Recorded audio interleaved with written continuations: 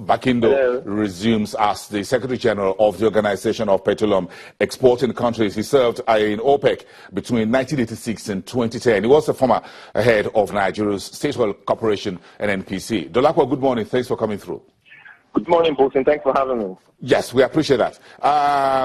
Barkindo is now effectively in office. The statement from OPEC yesterday says this man is an accomplished technocrat or oil technocrat. You agree, don't you?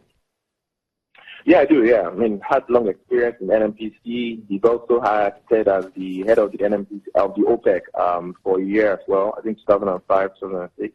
So he's quite experienced. How come that this news yesterday didn't make so much headlines? Well, I don't know.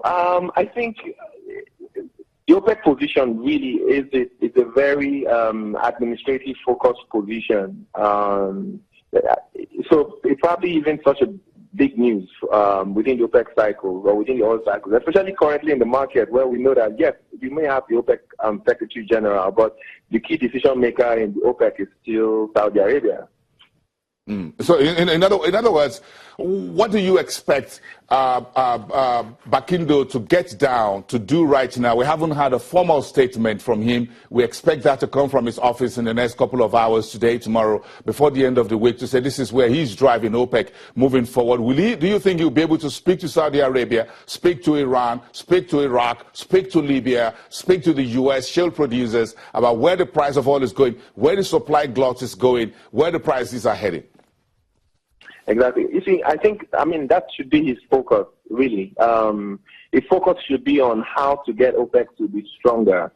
Because what the world needs is really a stronger OPEC. I mean, we're not going to see oil prices recover until OPEC gets its act right.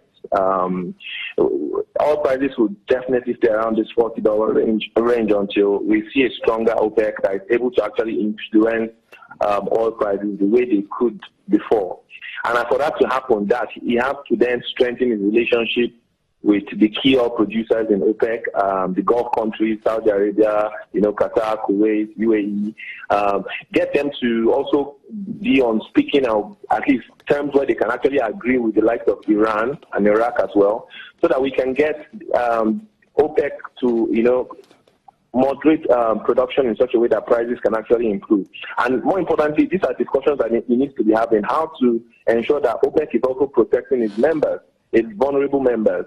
The likes of Nigeria, Venezuela, Angola are significantly going through a lot of troubles because of what's going on. Because, again, they don't have market share as much as the guys in Asia, and we're all in the same organization. So those are some of the areas of discussion. It's more about relationship management, and that's what we expect from him.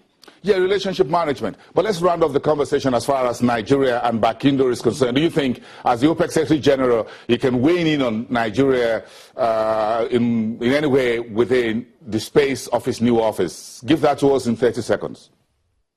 Well, I expect him to also help Nigeria as well develop a proper policy for the oil sector by looking at the experience within OPEC and how other countries within OPEC are developing the oil sector. I think that will be an area where we expect some sort of impact from him on Nigeria.